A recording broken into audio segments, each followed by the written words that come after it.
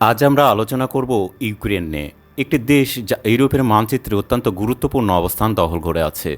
ইউক্রেনের ভৌগোলিক অবস্থান, সম্পদ, রাজনৈতিক ও সাংস্কৃতিক গুরুত্ব বিবেচনা করে বলা যায় যে এই দেশটি ইউরোপের জন্য অত্যন্ত গুরুত্বপূর্ণ।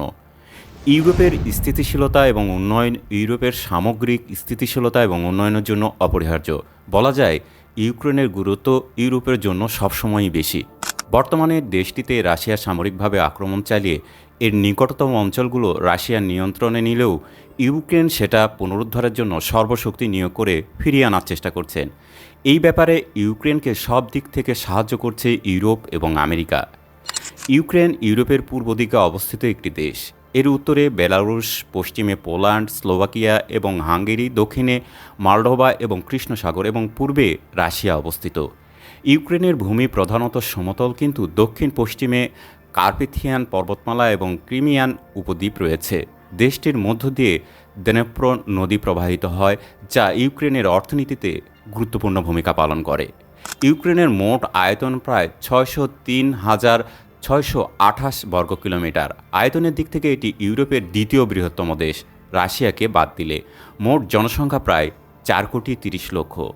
এই দেশের বিভিন্ন শহরই নিজ নিজ গুরুত্বের জন্য পরিচিত। আসুন জেনে নিই ইউক্রেনের কিছু সবচেয়ে গুরুত্বপূর্ণ শহর সম্পর্কে। কিয়েভ। ইউক্রেনের রাজধানী কিয়েভ দেশটির সবচেয়ে বড় শহর এবং সাংস্কৃতিক কেন্দ্র। এই শহরটি ইউক্রেনীয় ইতিহাসের একটি গুরুত্বপূর্ণ অংশ এবং এখানে অনেক ধর্মীয় স্থাপনা, জাদুঘর এবং প্রাসাদ রয়েছে। ওডেসা। কৃষ্ণসাগরের তীরে অবস্থিত ওডেসা একটি প্রাচীন সমুদ্র তীরের শহর। এটি ইউক্রেনের একটি গুরুত্বপূর্ণ বাণিজ্য কেন্দ্র এবং একটি জনপ্রিয় পর্যটন স্থান। লেভিভ। পশ্চিম ইউক্রেনে অবস্থিত লেভিভ একটি সুন্দর শহর যা পোলিশ ও অস্ট্রীয় স্থাপত্যের প্রভাব বহন করে। এটি একটি সাংস্কৃতিক কেন্দ্র এবং ইউরোপীয় ইউনিয়নের দিকে ইউক্রেনের একটি প্রবেশদ্বার। খার্কিভ। ইউক্রেনের দ্বিতীয় বৃহত্তম শহর খার্কিভ একটি শিল্প ও শিক্ষা কেন্দ্র। এই শহরে অনেক বিশ্ববিদ্যালয় এবং গবেষণা প্রতিষ্ঠান রয়েছে। ডনেপ্রো। ডনেপ্রো নদীর তীরে অবস্থিত ডনেপ্রো শহর ইউক্রেনের একটি শিল্পকেন্দ্র। এই শহরটি ইস্পাত এবং অ্যালুমিনিয়াম উৎপাদনের জন্য বিখ্যাত।